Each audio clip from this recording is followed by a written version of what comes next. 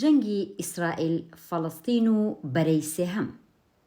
بە درێژایی دەیان ساڵ لە مێژووی داگیرکاری فەڵەستین و هەڵگیرسانی جەنگ بەرامبەر ئیسرائیل و کردەوە تیرۆریستیەکان و هێرشە چەکداریەکان و بەردومانەکان، زۆرینەی وڵاتان و لایەنە سیاسیەکان بەسەر دوو بەرەی ئەم جەنگەدا دابەش بوون.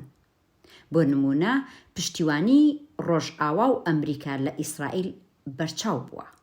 بە تایبەتی ئەمریکا لە ئەنجومەنی ئاسایشی نەتۆ یەکگرتووەکان زۆرینەی ڤیتۆی لە بەرامبەر بەرژەوەندی ئیسرائیل بەکارهێناوە.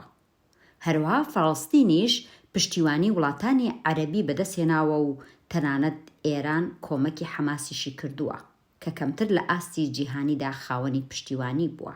لە ئێستاشدا لەسەر شەقامەکانی جیهان پشتیوانی لەم دووبەرەیە بە فراوانی دەبینرێت. هەروەها ئەمریکا و ڕۆژئاوا بە ناوی جەنگ لە بەرامبەر تیرۆر دەڵێن گەر لە پاڵ ئێمە نەبیت ئەوە لە پاڵ تیرۆریستانی.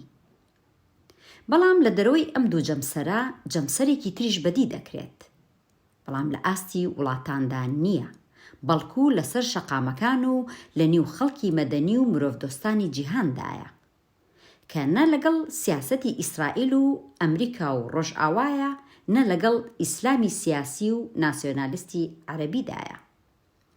عەبدوڵڵا مەحموود لە سەروتاری بۆ پێشەوەی ژمارە 154دا ئەم جەمسەرە بەهێزی هەرە گەورەی کۆمەڵگەی ئینسانی ناودەبات و لەسەر ئەرکی ئەم هێزە دەڵێت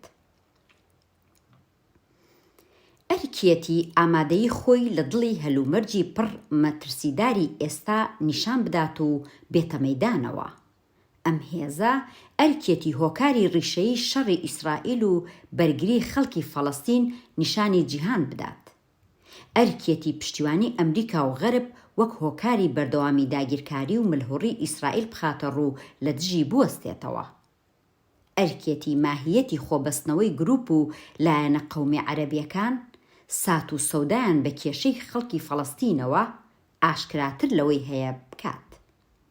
نیشانی بدات ڕەوتە ئیسلامیەکانی لە چەشنی فەتح و جیهادی ئیسلامی و حیزبوڵڵا و حەماس دوور و نزیک بە دوای چارەسەری کێشەی فەڵەستینەوە نین، بەڵکو هۆکاری پاشەکشە بە کێشەی فەڵەستین و کۆسپی بەردەم ڕێگاچاری کێشەی فەڵەستینن.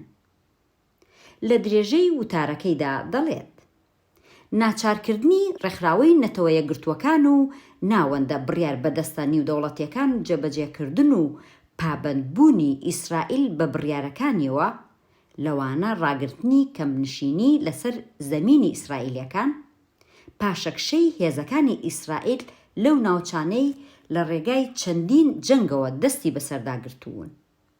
هەموو ئەمانە پێشمەرجن لە ڕاستای دروستکردنی دوو دەوڵەت بۆ کۆتایی هێنان بەو کێشە مێژووی و مەرگبارەی تەواوی ڕۆژهەڵاتی ناوەڕاستی تووشی ناجێگیری سیاسی و نەئارامی کردووە.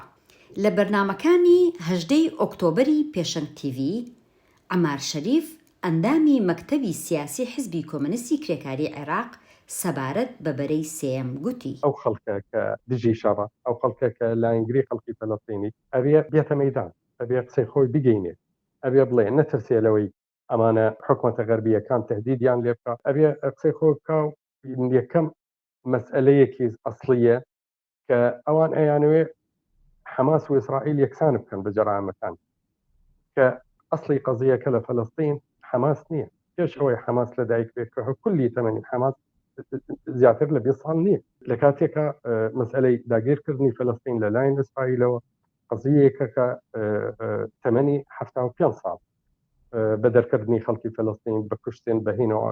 بۆ دیتنی تەواوی وتارەکەی عەبدوڵڵا مەحموود سەردانی پێگەی بۆ پێشەوە بکە و تەواوی چاوپێکەوتنەکەی عەمار شەریفیش لەسەر پێگەی فەیسبووک و یوتیوبی پێشەنگ تیڤ ببینە.